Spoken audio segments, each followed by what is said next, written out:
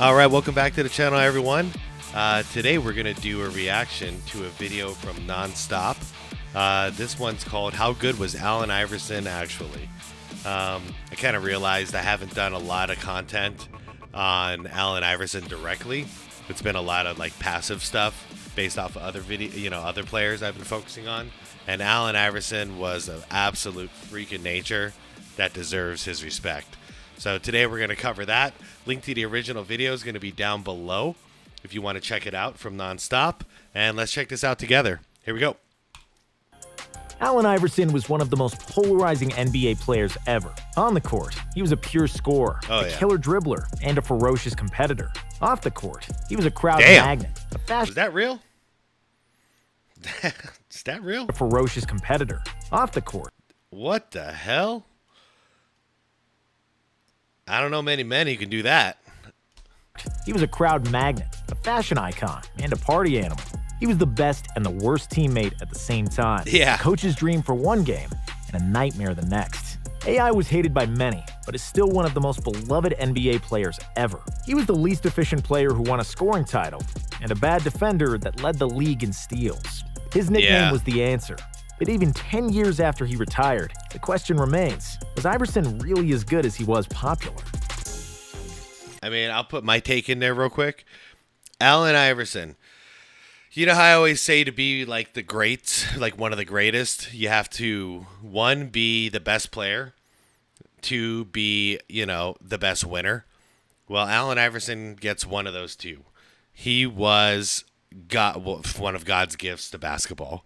However, as far as being like a team leader, he was not the best team leader. He would go out there and show you by force during the games, but, he admits it now. He's notorious for not showing up to practice. So if you're not going to put in the work with your team, you're not really leading the team, So that's where I'm gonna leave it. As far as a basketball player, Allen Iverson is top tier. Top 1 percentile of all time. Growing up in poverty, 5-star recruit, and a convict. Allen Iverson, he used to play football. Was born on June 7th, 1975, in Hampton, Virginia. And growing up, he played both basketball and football. And he was considered a 5-star recruit in both sports. Dude, he was Michael Vick before Michael Vick, but he didn't play the pros. He chose basketball, but straight up, same kind of guy. Quick.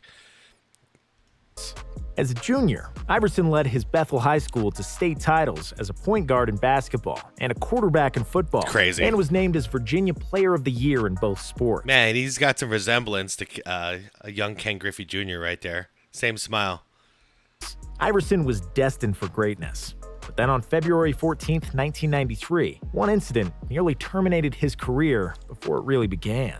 Allen was hanging out with teammates in a bowling alley, and then a fight broke out. And because he was the most famous teenager in the state, Allen got singled out and unjustly accused of injuring a woman with a chair.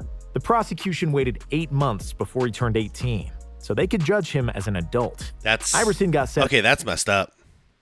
Getting charged as an adult for something you did as a kid. That's making it personal. For 5 years in prison, plus 10 years on parole.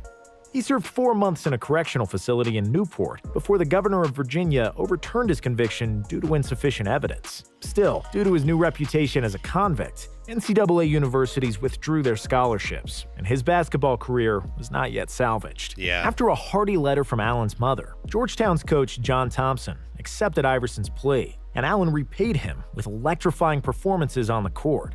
AI led Georgetown to the Elite Eight. Yeah, John saved his career. Nobody believed in AI. I know they're just skipping right over it here, but nobody would give AI a shot.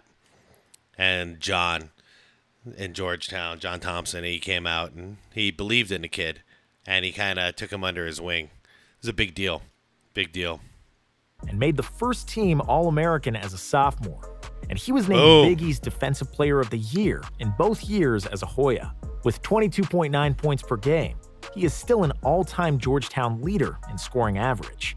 Following his sophomore year, Iverson declared for the 1996 NBA draft. So 2 years he was in the college. first player under Coach Thompson to leave Georgetown early for the NBA, where he was selected with the number one. Yeah, I remember there was a conversation too. John actually encouraged him to do it because the family situation, the upbringing from Allen Iverson's not that the greatest.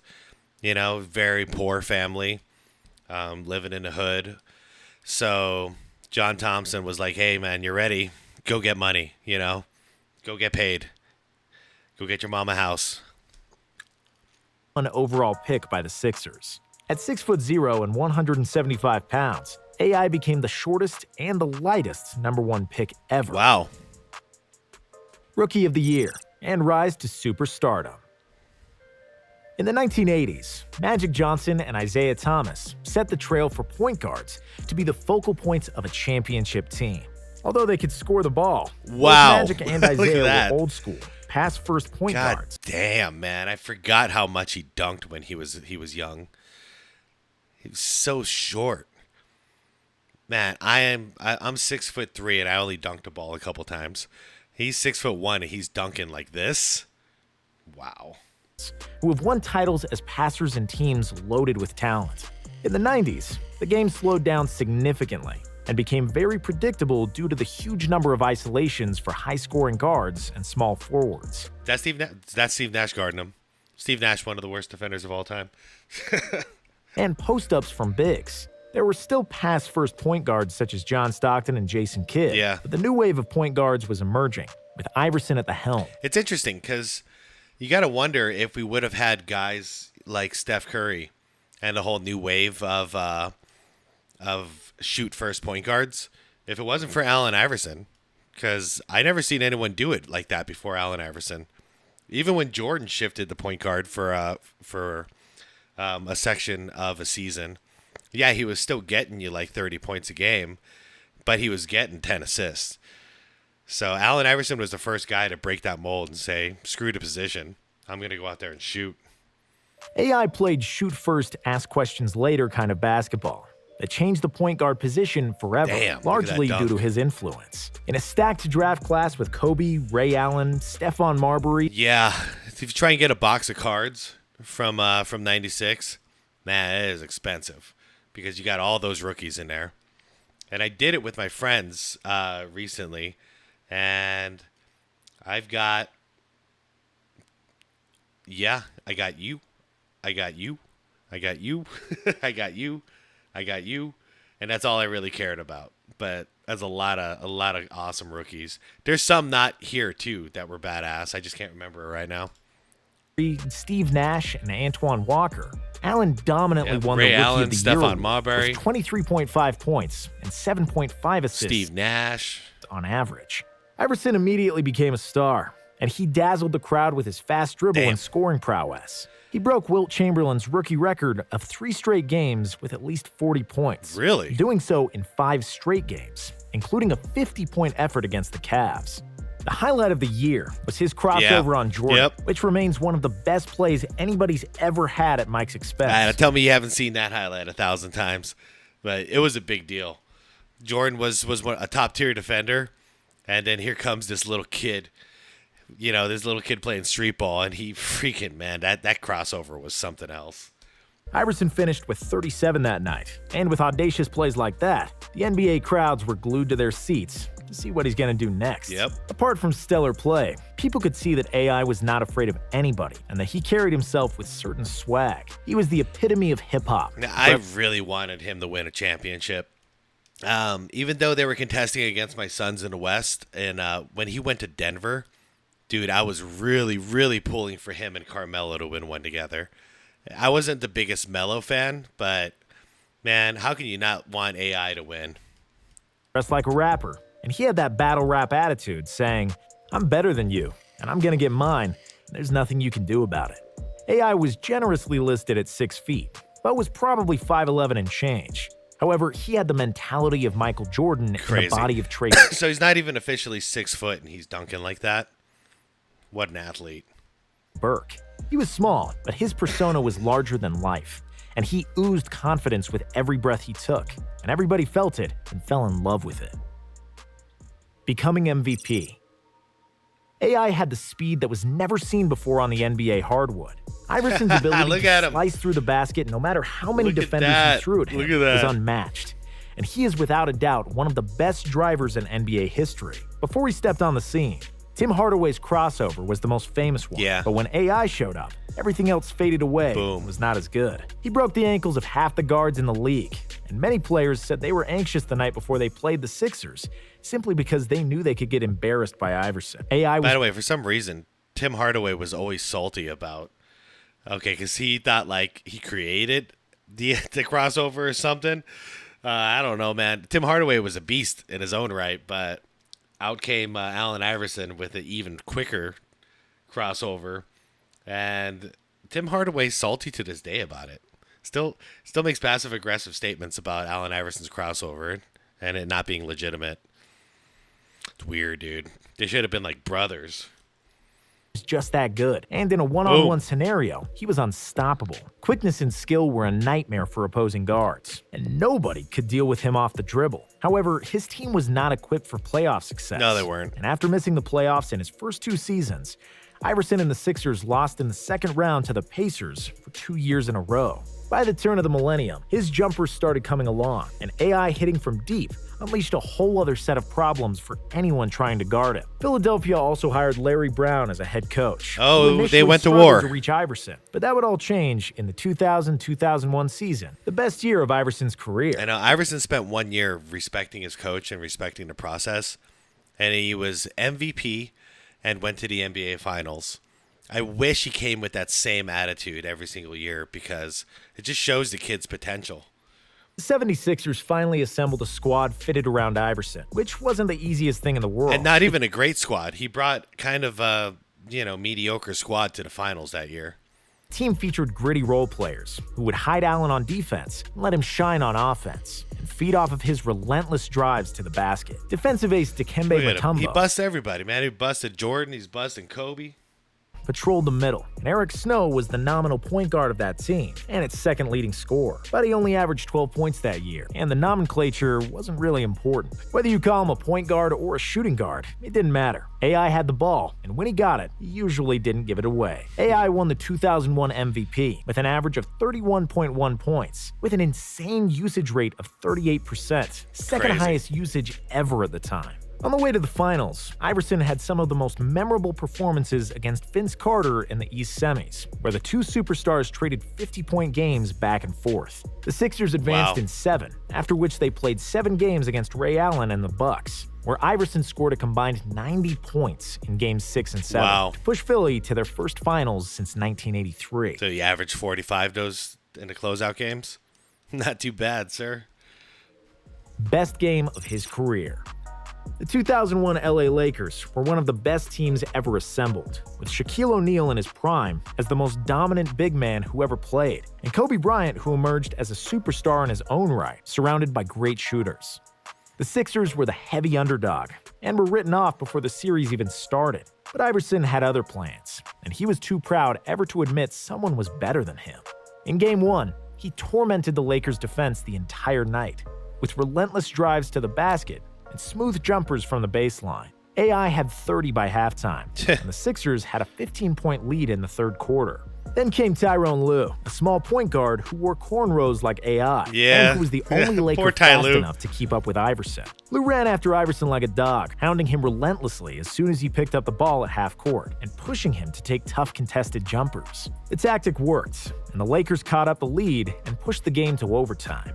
Iverson then decided he had enough, and he closed the game with 7 straight points, including the famous shot and step over Lue to clinch the game. Funny, he says now he never meant any disrespect. It was just like he was in the heat of the moment. He didn't care who was guarding him. The game with 48 points, 6 assists, and 5 steals. Now, 48 against that Lakers team. That's insanity. And it was one of the best finals games any player has ever played in the NBA. Yeah, how are you going to get shots off against Shaq like that? and Kobe were too much, and the Lakers would go on to win the finals 4 games to 1. Despite the loss, AI was the people's champion, and at the height of his popularity. Oh, for sure. Yeah, that was one of those rare cases. They lost in the finals. Nobody disrespected Allen Iverson for it. Like, to get there and then to compete the way he did. Because he didn't do like the LeBron James 2011 choke thing and then lose. Like, Allen Iverson played his freaking ass off, but we all knew there was no way in hell they were going to beat the Lakers. No way in hell. Unless Shaq and Kobe both got injured. Then you got a shot.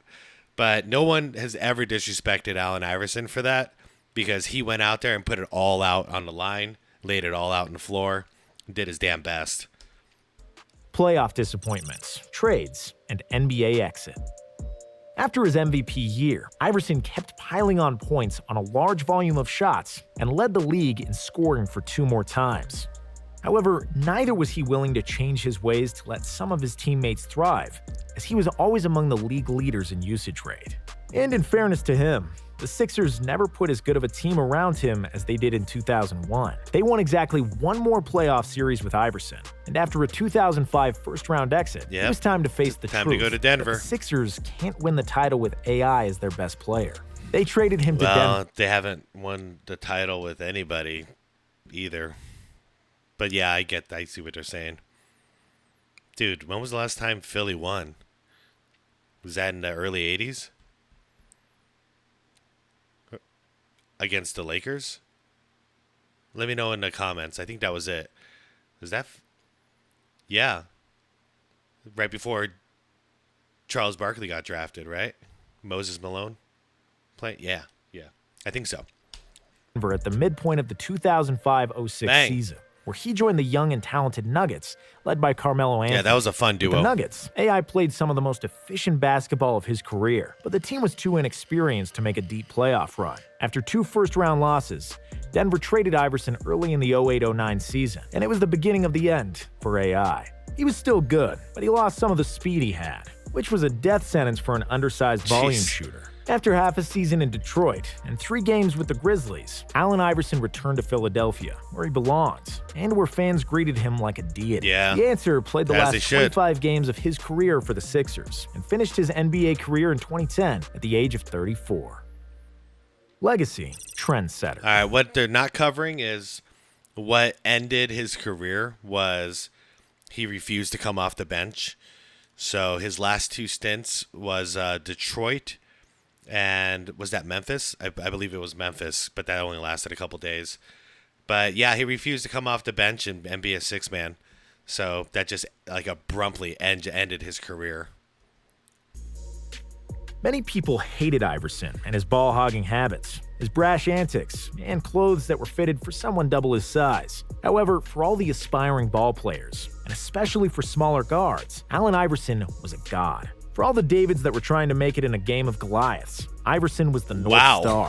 Many players modeled their game after him, and we have seen a tidal wave of shoot-first point guards flooding the league after he became popular. Iverson was only the 4th point guard to win an MVP award, and since he won it in 2001, there were 7 different years when a point guard won the MVP, which isn't a coincidence. Nowadays, the NBA is a point guard-dominated league. Yeah, by the way, this whole armband wrap, whatever you want to call it, that's all AI, man. So many players, current players, have come out and said that's the whole reason why they wear it.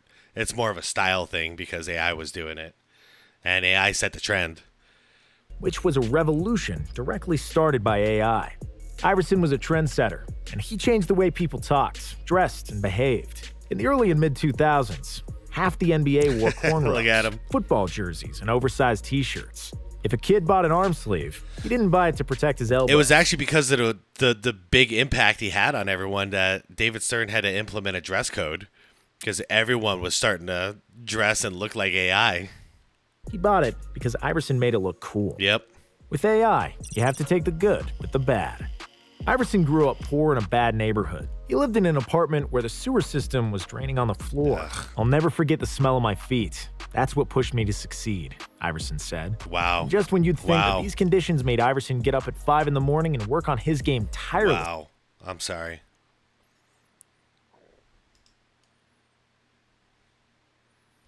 What pushed me to succeed. That quote. Wow. Damn, man. That one hits. Iverson said. And just when you'd think that these conditions made Iverson get up at 5 in the morning and work on his game tirelessly, you'd be wrong. Iverson almost never woke up before noon, and he'd often go to sleep in the wake of dawn. This is arguable, but nobody in the history of basketball achieved more with less practice. Right? Practice, yes. We are talking about practice. Iverson was pure heart and pure talent, and it was usually enough for him to be the best player on the floor. And that's why people gravitated towards him. He was just that good, and he never changed. Nope. He was the same player in person in Georgetown and on the playgrounds of Virginia, and he was the same when he got to the NBA and had the admiration of millions. And that's why you can't hate him for going out, drinking, and not dedicating his life to basketball like Kobe or LeBron. It was being who he Not is. He went out and played his heart out while having multiple injuries on his slender body, while still driving to the paint and attacking the basket like there's no tomorrow. From a statistical standpoint, Iverson was a bad shooter who took wild shots, passed less than he should have, and lost the ball more than he should have. But you can't look at Iverson like that, because that would be missing the point. You don't sit in a 600 horsepower Ferrari and then complain about how it's not a practical daily driver. Simply said, Iverson as a persona and a player meant too much for too many basketball fans worldwide. He was so fun to watch and so easy to cheer on, and you knew that he's giving it all out on the court. And that's why you took some of the bad with the good. And that's why people bought tickets to see him play. They didn't buy tickets to watch the Sixers. They bought them to watch Iverson. At the end of the day, it didn't matter that he didn't give it all in practice, that he hung out in clubs late, that he never lifted weights. With Iverson, it just didn't matter. That's how special he was. He was bigger than basketball, and his legacy will always be bigger than some efficiency statistic. But if we are talking statistics, let's just mention that he scored over 24,000 points, and that his point average of 26.7 is the 7th best of all time. In the playoffs, he averaged 29.7. Wow, 26.7. I mean, I know he started out hot the first 10, but damn, man, even when he was getting older, he was still putting up good numbers. Which is second to only Michael Jordan. AI led the league in scoring 4 times, with 1 MVP, 11 All-Star. The league in scoring 4. He averaged 29.7, which is second to only Michael Jordan. AI led the league in scoring 4 times, with 1 MVP, 11 All-Star appearances, and 7 All-NBA selections. He scored 40 or 50 on almost all major stars of his era. Vince, Kobe, Ray Allen, T-Mac, and Jordan. All of them were on the receiving end of his killer crossover and could do nothing to stop the little guy. Kobe said it best. We're all lucky that Allen Iverson is not 6'5". Yeah, no kidding. When Kobe says something like that, you can take it to the bank. I know, yeah. If he had Jordan or Kobe's physique, holy crap. Yeah, we could be having a whole different conversation about the GOAT. But probably not because of his lack of practice and his partying. But shoot. Yeah, we could have been looking at a guy averaging 35 points a game, though. Oh, man. That's good stuff, man. I like this channel. Once again, this was Nonstop. I'll put the link to the original video down below in the description. Thanks for watching, everybody. I appreciate it. Give this video a like. Subscribe if you haven't. And comment down below with all your favorite Allen Iverson stories. And what do you think he could have been? With the potential that we know, how good he was.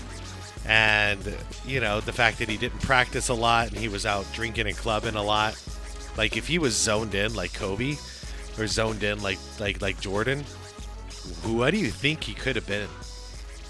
Do you think we'd be looking at the GOAT? Anyways, I appreciate you all watching. And yeah, let's talk about it down below. I'll see you in the next video tomorrow. And thanks as always for all the support, everybody. See you later, okay? Peace out.